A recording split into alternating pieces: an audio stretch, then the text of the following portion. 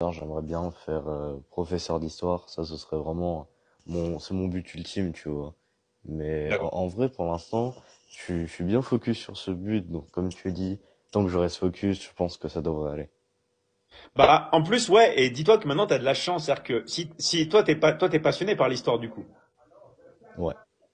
Et bah, en fait, ce qui est génial, c'est que dès maintenant, tu peux commencer à te lancer.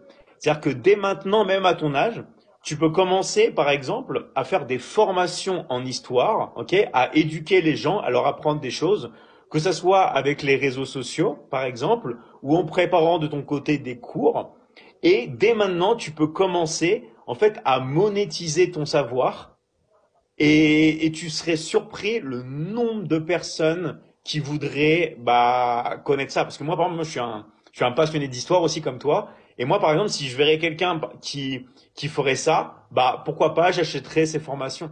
D'accord? Donc, en fait, il faut que tu dises que maintenant, tu as de la chance d'avoir une passion, de savoir où tu veux aller. En plus, à ton âge, il faut que tu fonces. Il faut que maintenant que pas seulement que tu étudies, mais que tu donnes. Tu vois? Et en fait, si tu veux, dans la vie, en fait, on a tous plus ou moins des regrets. Des fois, il y a des personnes qui disent, ouais, moi, j'ai pas de regrets. Mais c'est parce qu'en fait, c'est beaucoup plus facile de dire, j'ai pas de regrets. Ouais, heureusement que j'ai fait ci, heureusement que j'ai fait ces écoles-là, parce que j'ai rencontré tel type de personnes, tout ça. Mais en vrai, si on devait refaire sa vie, eh ben, on ferait les choses différemment. D'accord? Et moi, par exemple, si je devais refaire ma vie ou recommencer à ton âge, au lieu de faire que apprendre ce que j'ai fait, ok, apprendre, apprendre, apprendre, apprendre, et c'est sûrement ce que tu dois faire aussi en histoire, tu vois. En histoire, toi, tu dois apprendre beaucoup, tu dois lire beaucoup, tu dois te documenter beaucoup, tu dois regarder souvent peut-être des films ou des choses comme ça.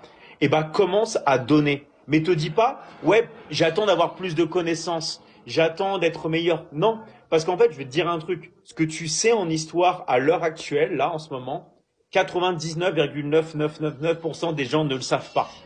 Ok? Et en fait, tu penses que tout le monde, des fois, connaît ça, mais en fait, non. En fait, du moment qu'on a une passion, les gens autour de nous ne le savent pas. Et tu as plus de savoir que la plupart des gens. Donc, commence, en fait, dès aujourd'hui à donner. Commence dès aujourd'hui à créer, par exemple, ta formation en histoire ou alors simplement des thèmes et commence à monétiser ton savoir, tu vois. Parce que comme ça va te donner, tu vas commencer à construire une communauté de gens passionnés.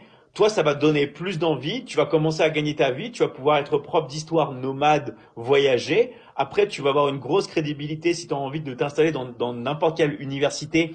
Comme tu as déjà une communauté, tu vas pouvoir y aller. Et il faut savoir, c'est qu'après, les universités, elles vont se mettre en ligne. Et en fait, l'avenir de l'éducation, qu'on le veuille ou non, ça va être une éducation 100% digitalisée, où les élèves vont rester chez eux tranquillement et vont apprendre leurs cours d'histoire. Tu vois. Donc, en fait, ça, c'est pas on va dire, dans 10 ans, 20 ans, 30 ans. Ça, c'est demain. Ça peut aller très, très, très vite. Donc, moi, ce que je te dirais comme conseil, en fait, c'est ne perds pas de temps et commence à donner de la valeur. Commence à parler à des gens et commence à vendre ton savoir. Vraiment, c'est la chose la plus importante que je pourrais te dire. Merci, chef.